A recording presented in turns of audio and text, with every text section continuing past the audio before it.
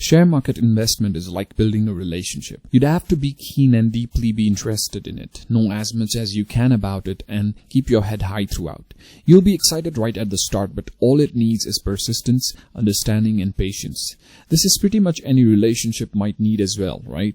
Now, since we have built this establishment, we can dig deep on first steps to share market investment and understand what are the potential aspects that you must take care throughout your existence in the stock market. So the first question that comes to our mind is, what is the minimum amount required? So I'd like to tell you that there's no minimum amount required. You can even invest in just one stock with price rupees 100. Anything between 1,000 to rupees 5,000 is good to start. Where to open brokerage account? So there are full service brokers and discount brokers like Zerodha. Once you are sure to get ahead with a particular broker, which if you're not, then you can check our top 10 stockbroker video. And the next thing you need to do is open a DEMAT account and get started with your stock market investment.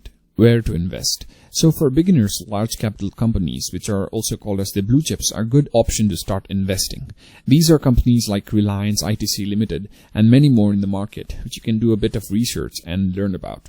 The next thing that you need to do is start studying. Before you put any capital out there on the market, it definitely makes sense to understand where you are going to put your money. There are so many resources you can rely on to start with. Some of these are listed as follows. Books on trading and investing.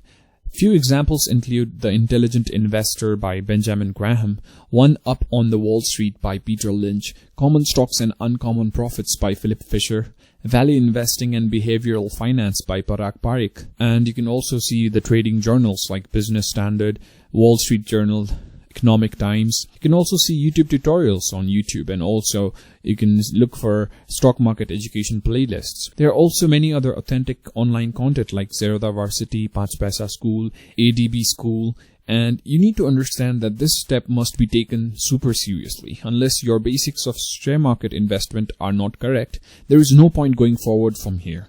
Make it a habit and get a hang of spending a few hours a day regularly if you want to get anywhere as far as trading is concerned. It will take some time, but trust us, this will help you have strong foundations going forward. Follow the market every day. Yes, once you understand the basics, it will become relatively very easy for you to gulp and understand the market dynamics. For a start, what you can do it, narrow down on list, let's say 20 to 30 prominent stocks and start understanding their behavior. You need to see how these stocks have moved in the past along with the present day movements.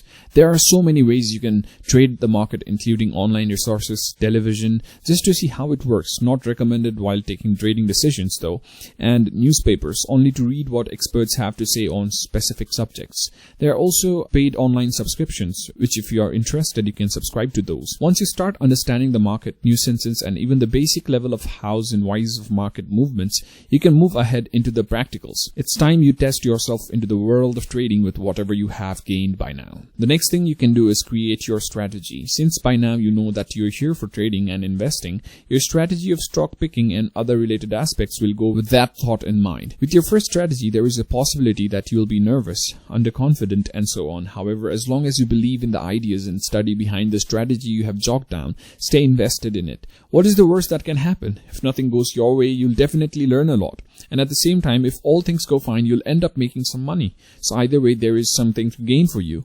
One thing to remember is never let your emotions take over while taking a decision in stock market's investment.